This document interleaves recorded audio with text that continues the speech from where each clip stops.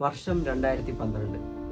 മുംബൈ ഭീകരാക്രമണത്തെ തുടർന്ന് നിർത്തിവെച്ചിരുന്ന India Pakistan cricket പരമ്പര പുനരാരംഭിച്ച വർഷം. അന്ന് ആദ്യ ഏകദിനം നടന്നത് ചെന്നൈയിലെ ചെപ്പോക്കിൽ. വേൾഡ് കപ്പ് സെമി ഫൈനലിൽ പാകിസ്ഥാനെ തറപറ്റിച്ചതിന്റെ ആത്മവിശ്വാസത്തിൽ വരുന്ന ഇന്ത്യ ഒരു വശത്ത്, മറുവശത്ത് കരുത്തുറ്റ ബോളിംഗും മികവുറ്റ ബാറ്റിംഗിലും വിശ്വാസമർപ്പിച്ച പാകിസ്ഥാൻ. ടോസ് നേടിയ മിസ്ബാ ഉൽ ഹഖ് ഇന്ത്യയെ ബാറ്റിംഗിന് അയച്ചു. പതിവിന് വിപരീതമെന്നോണം അന്ന് ചെപ്പോക്കിലെ പിച്ചിൽ ഫാസ്റ്റ് ബോളർമാർ ആറാടി. 29 റൺസ് എടുക്കുന്നതിനിടെ 5 വിക്കറ്റുകൾ നഷ്ടമായി. ഇന്ത്യ നാണക്കേടിന്റെ വക്കിൽ. ഇന്ത്യൻ ക്യാമ്പിലാകെ ഭീതി പടർന്നു.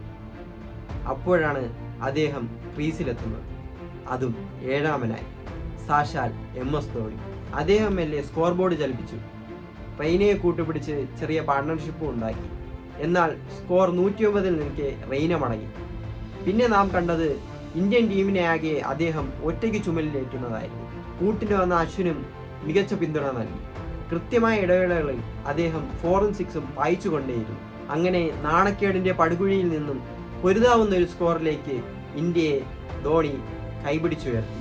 227 എന്ന മാന്യമായ സ്കോറിലേക്ക് അദ്ദേഹം ഇന്ത്യയെ നയിച്ചു. അന്ന് ആ യാത്രയിൽ അദ്ദേഹം തന്റെ 8ാമത്തെ സെഞ്ചുറിയും പിന്നിട്ടു. അന്ന് ഇന്ത്യ നേടിയ 227 റൺസിൽ 113 റൺസും ധോണിയുടെ വകയായിരുന്നു. എന്നാൽ ദൗർഭാഗ്യകരമെന്ന് പറയട്ടെ, അന്നത്തെ മാച്ച് ഇന്ത്യ തോൽക്കുകയാണ് ഉണ്ടായത്. എന്നാൽ തന്റെ ഒറ്റയാൾ പോരാട്ടത്തിന് ICC man of the match പുരസ്കാരം നൽകി അദ്ദേഹത്തെ ആദരിച്ചു.